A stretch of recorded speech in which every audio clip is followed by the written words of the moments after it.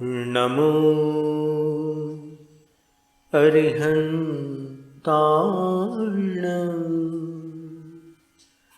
Namo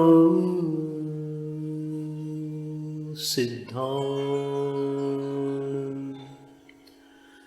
Namo आयर्याणं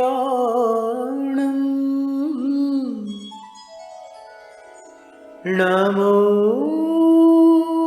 वज्रायाणं NaMo Loy सवसाहूणं।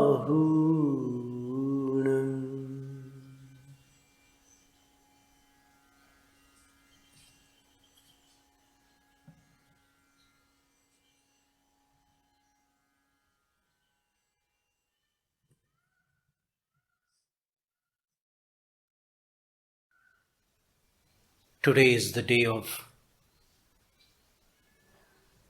Uttama Satya, which means the topmost truth.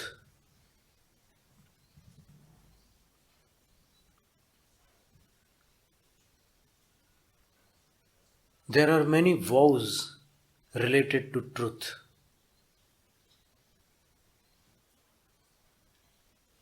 And even before taking a vow,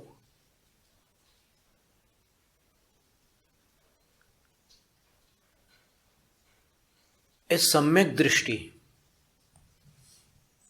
a living being with right faith, never lies about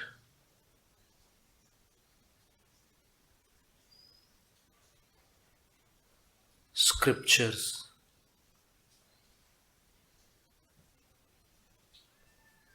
The holy scriptures that have come from the Arhantas, the Gandharas and the Purvacharyas. He never lies on the context of the dogmas of Jainism, the matters of scriptures. He speaks the truth about it every time.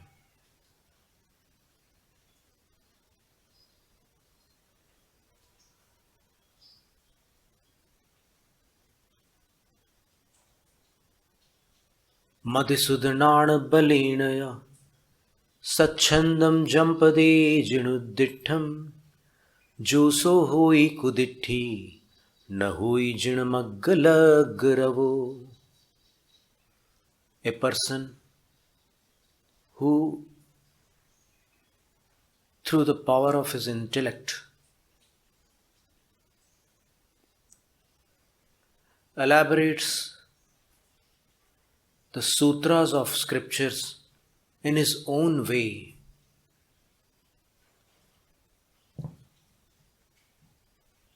independently, freely, cannot be a samyak drishti.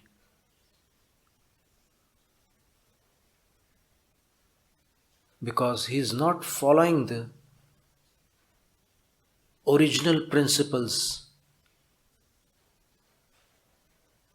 of Jainism. He is misinterpreting the sutras and lecturing on them in his own selfish ways. Number one, this truth comes when a living being becomes samyak drishti. He cannot lie about arhantas,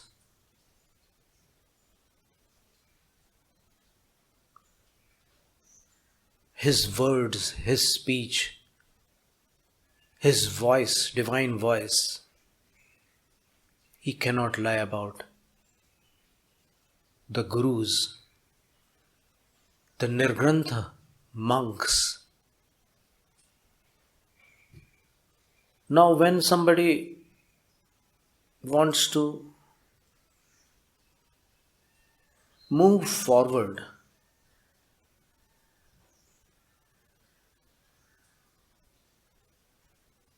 he vows that I will not speak bigger lies.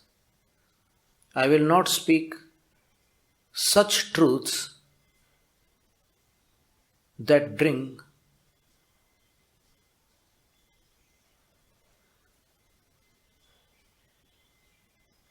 problems to somebody. I will not encourage others to speak lies, big lies. I won't encourage anybody to tell such a truth that brings trouble.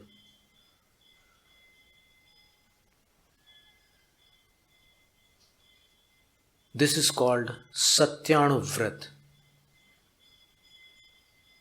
And this is followed for the lifetime.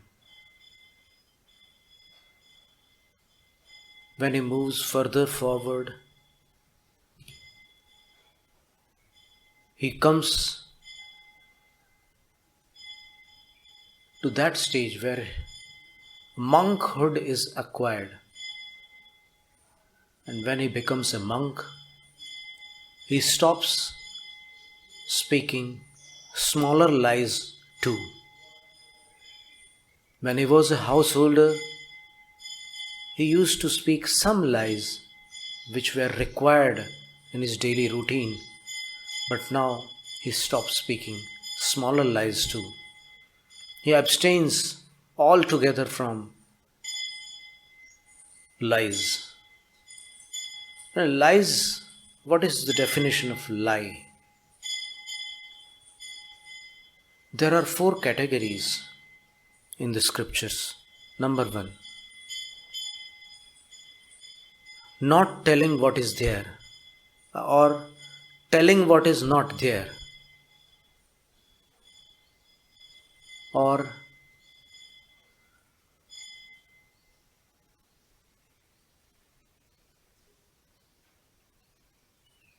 changing something in the speech while speaking. And number 4 is speaking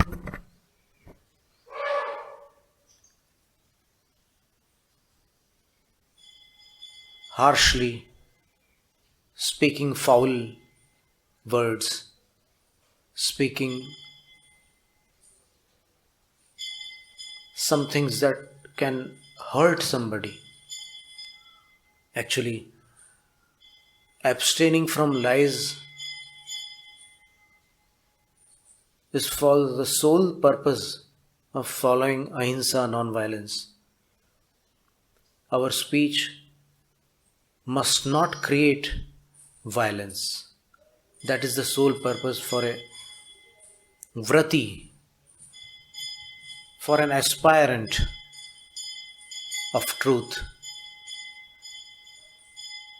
The words that create violence, the words that create pain are denied in this vow, the Satya Mahavrata. So he has to sacrifice all such speech.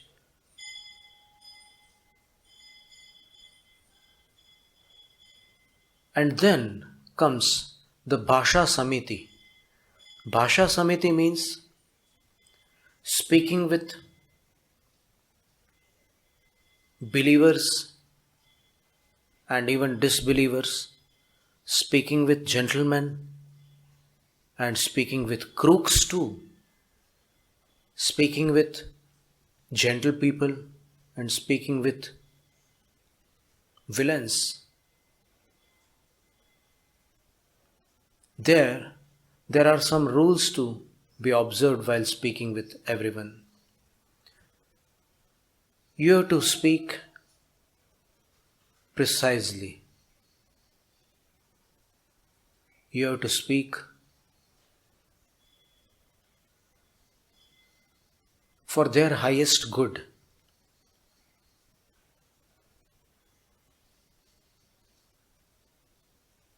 You have to speak sweetly. You have to speak with some aim, some good intention. This is called Bhasha Samiti. And what we are celebrating today is Uttama Satya Dharma. Uttama Satya is different from all of them. Satya Anuvrat, Satya Mahavrat, Bhasha Samiti, and the words spoken about scriptures by Samyak Drishti. These four are different forms of speech, but Uttam Satya Dharma is a totally different thing. One more vow is followed by monks, which is called Vachan Gupti. Vachan Gupti means he will not speak with anybody. He will observe complete silence.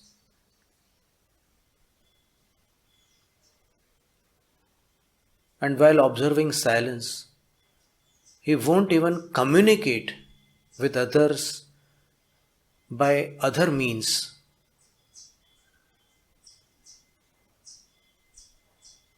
With signs, actions, or in writing, he won't communicate with anybody.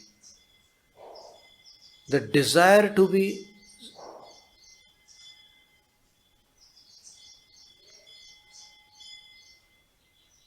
in communication with others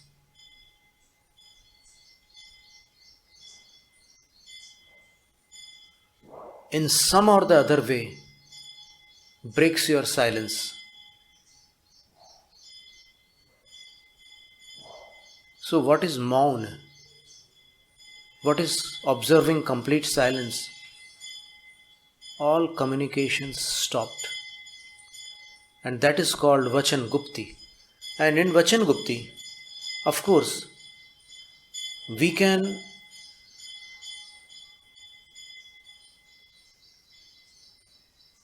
chant the mantras if it is the Vachanik Jap. We can recite the stotras because there is no communication, there is no vartalap.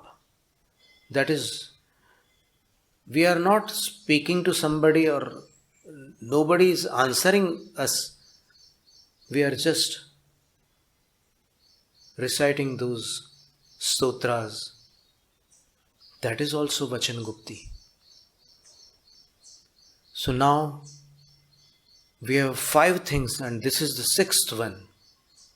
Number 1, Samyak Drishti. Number 2, Anuvrat. Number 3, Mahavrat. Number 4, Bhasha Samiti. Number 5, Vachan Gupti. And this is called Satya Dharma. Satya Dharma means, what is the meaning of Dharma? People translate it in English as religion.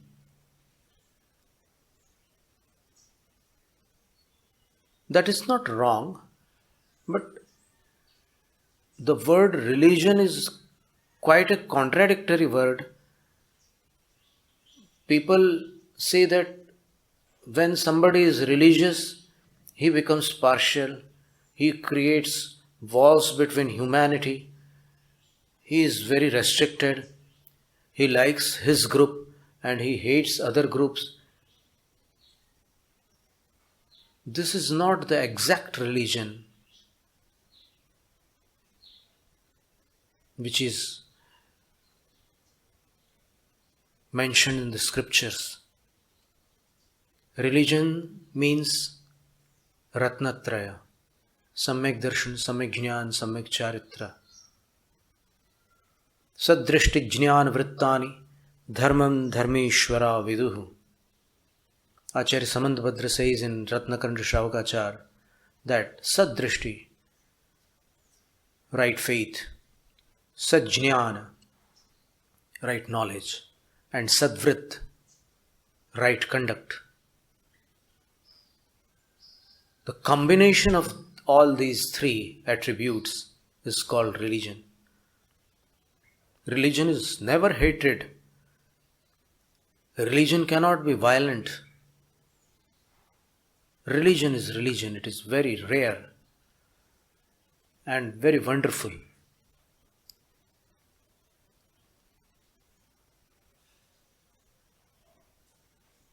So Satya Dharma means a monk who has acquired these three attributes: right faith, right knowledge, right conduct. When he speaks with his devotees, when he speaks with his mates, the mates is not a proper word, but when he speaks with his own fellow beings, other monks, nuns, etc., there are some instances when he has to teach something, and while teaching something, he has to discipline some students. And while disciplining his devotees and students, he can speak lengthily. He can speak sometimes words that are not very pleasant to listen. Some hard words that are required for discipline. He may scold someone for some specific reason. That is called Satya Dharma. For cleansing and purifying religious beings who need that dose, the speech spoken during that instant is called Satya Dharma. For example, a guru wants to teach his disciple something that is very much required in his life, but he is just careless about it. So Guru will call him separately and then make him understand that. A few days before we heard that one Guru called his disciple monks one by one and just gave them such lectures that they were in tears. They realized their fault and they confessed their blemishes, their mistakes before the Guru and accepted their own faults and asked for prayashchit, some purification methods that Guru would suggest. This is called Satya Dharma. Guru has to become, for some moments, hard. In Atmanushasan Granth it is written that a Guru's scolding is nectar for a real disciple. And for example, the scorching rays of the summer sun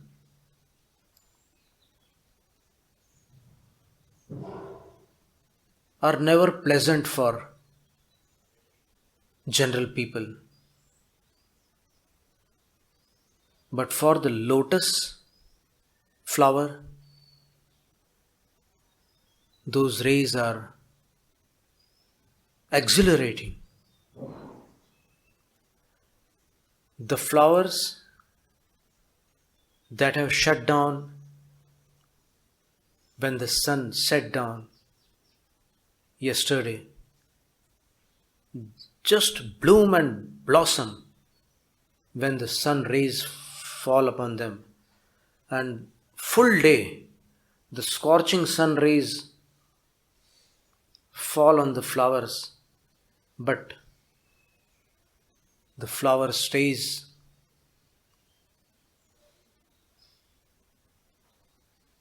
blossomed.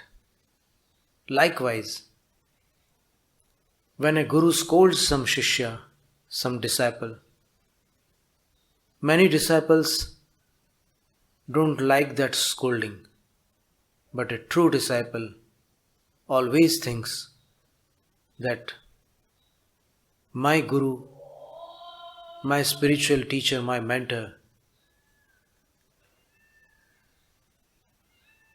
has today provided me with nectar, Amrit, for my upliftment. He had to scold me. I am so fortunate.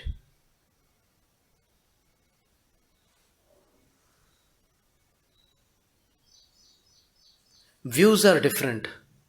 That is why vision is different.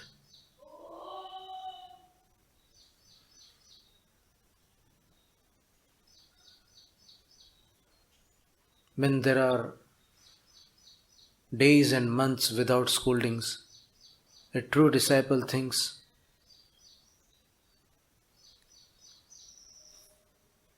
what has happened to my guru? Why doesn't he scold me? Have I committed such a big mistake that he is not scolding me? Or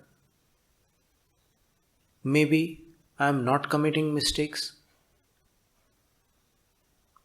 He is just puzzled. It may be true that he is not committing mistakes which he used to commit before. But this is a very great thing, very good thing, that when a guru scolds a disciple, when a guru disciplines him, that is called Uttama Satya Dharma. Satsu sadhushu tad bhakteshu va yad vachanam alpam bahuva tat satyam. The meanings we have listened in English.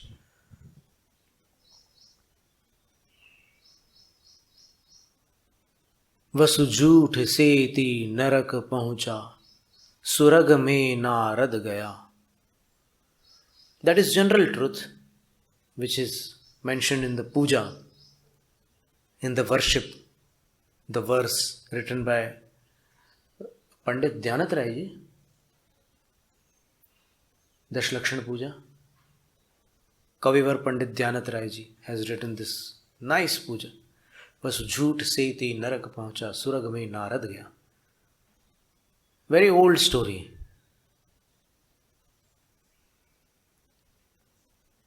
There was a king of Vatsakavati, a kingdom, and he always used to speak the truth. But once there was an incident when his class fellow had done something wrong, and the mother of class fellow said that his father was your teacher, so please support him. And Vasu supported him, and on account of that, everything went wrong. And Vasu, who used to sit on a throne which had the base of Akash Spatik. Akash Spatik cannot be seen through our eyes, it cannot only be touched. People used to think that because of truth, his singhasan, his throne is in the air.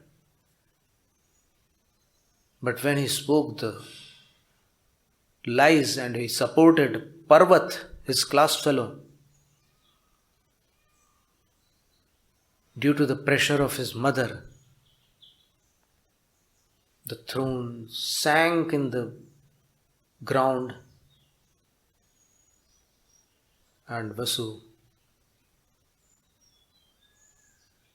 reached hell.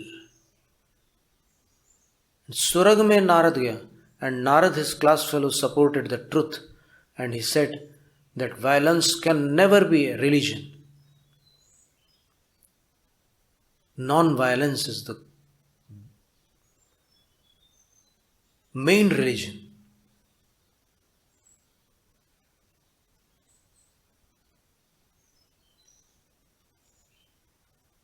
And Narad ultimately becomes a monk, and then he goes to Sarvarth Siddhi, the last abode of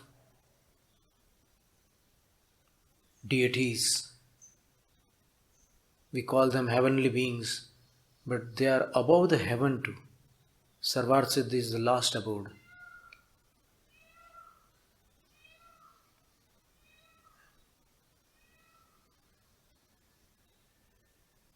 In the beginning, it is very difficult to speak the truth everywhere. Sometimes people have to lie.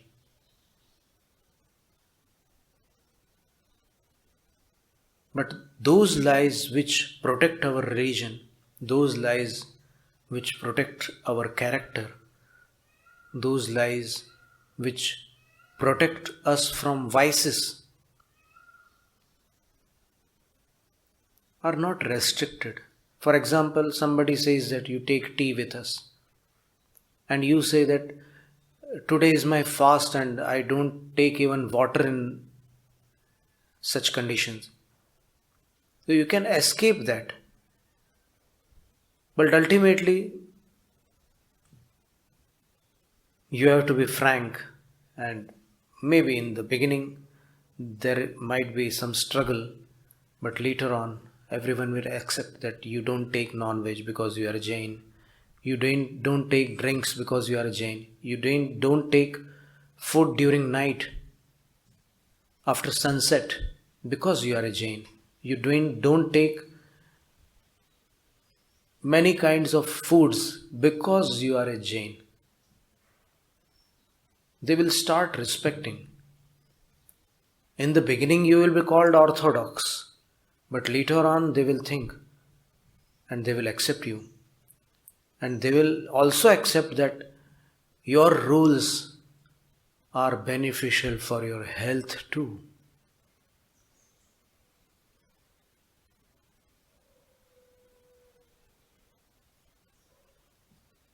For non-violence, these rules are splendid, but for health also, they are great. For example, at night, the atmosphere is saturated with carbon dioxide, because the plants expel carbon dioxide. But during daytime, the plants, the leaves, there is a process called photosynthesis, where oxygen is produced and the atmosphere is full of oxygen. When you take meals during oxygenated atmosphere, your body will get proper oxygen to digest those meals.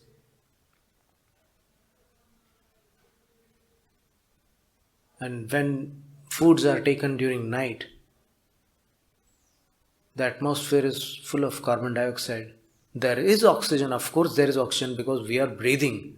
The whole night we breathe oxygen and we expel carbon dioxide. But the carbon dioxide ratio becomes different. So this is a scientific view also. The view of non-violence is different. That during night there are many insects which come out and the atmosphere is just full of them. During daytime you see ultraviolet rays are coming from the sun and there are very few insects which can be seen in the daytime. At night there are too many insects. And when they fall into your plate, During night, our eyes also function differently. At daytime, our rods and cone cells both are active, and during night, the cone cells are inactive, rod cells are active. Rod cells can only differentiate between black and white. The cone cells are color cells that provide color vision. So, during night, you cannot properly see the colors of things, objects. So, scientifically, also, this is a very nice process. So, Uttama Satya Dharma means disciplining somebody, and for disciplining, you have to know how to discipline. And the monks also discipline their disciples and their devotees for their highest good. This is called Uttama Satya Dharma. Om Hreem Uttama Satya Dharmangaya Namaha. Om Hreem Uttama Satya Dharmangaya Namaha. Om Hreem Uttama Satya Dharmangaya Namaha. Jainam Jayatu Shasanam.